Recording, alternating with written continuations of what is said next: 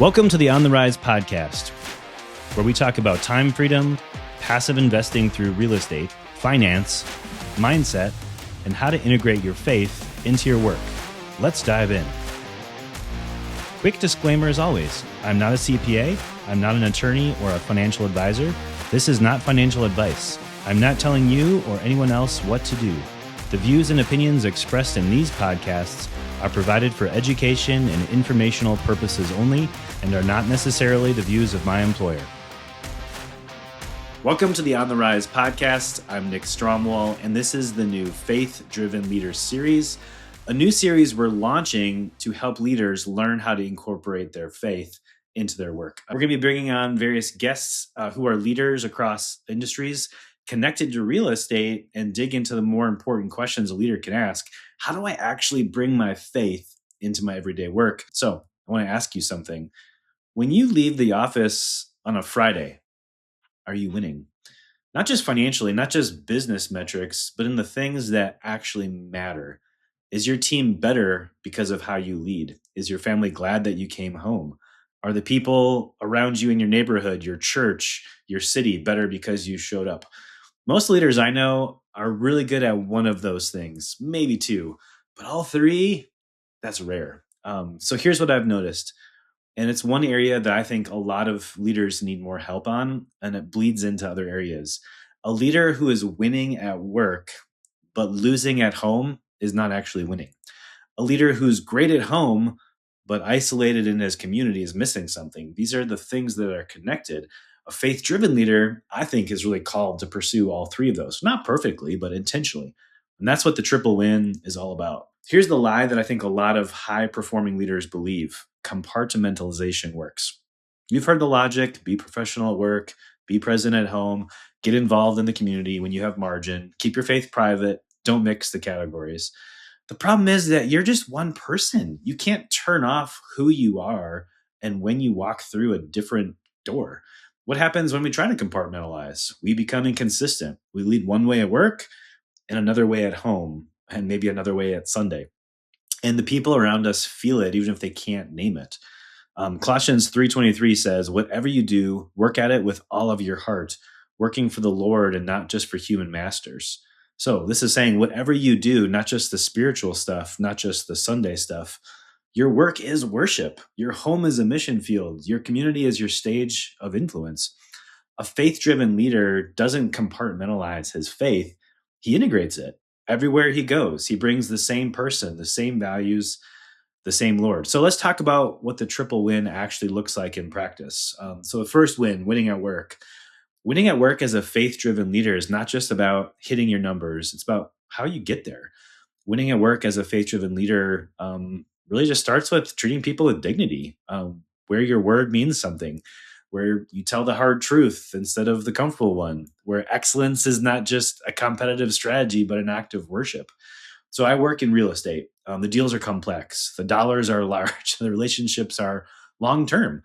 And I found that when I lead with integrity, with transparency, with genuine care for other people I work with, the investors that I serve, it actually produces better results. It's not just, it's a tactic. I think it's the right way to do it. And, you're not always going to crush it at work. There's going to be mistakes or hiccups.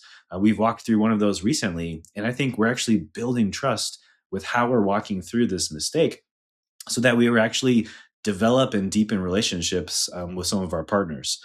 And I think winning at work means your team respects you, not just for what you know, but who you are.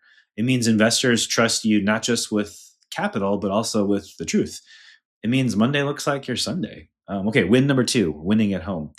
So I'm a husband to Katie and a dad to Isaac, Caden, Hudson, and Rosemary.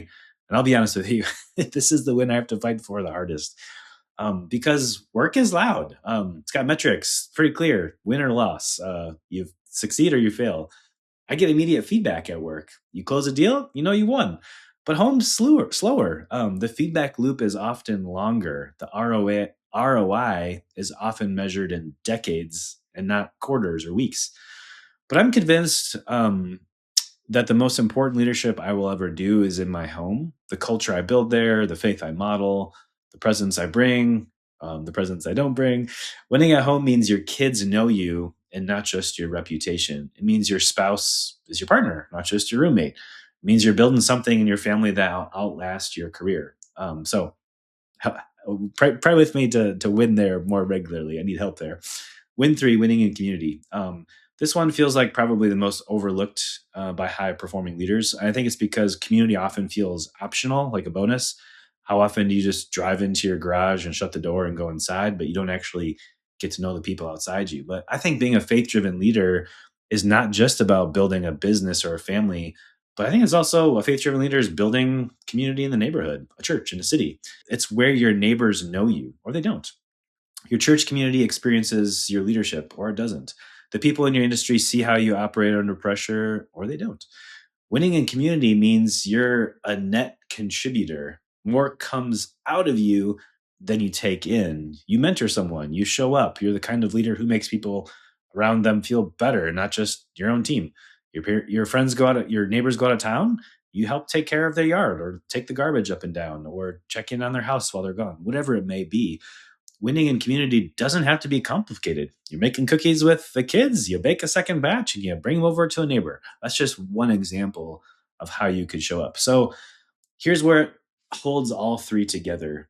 Integration, not balance. Balance implies you're dividing kind of limited resources equally between competing things. I think that's exhausting. Integration means you're bringing the same person, the same convictions, the same faith in every arena: work, home, community.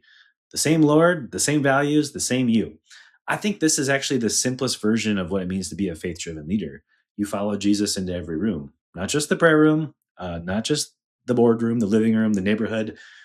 Deuteronomy 6 talks about God's commands on your heart and teaching them to your children when you sit at home, when you walk along the road, when you lie down, and when you get up.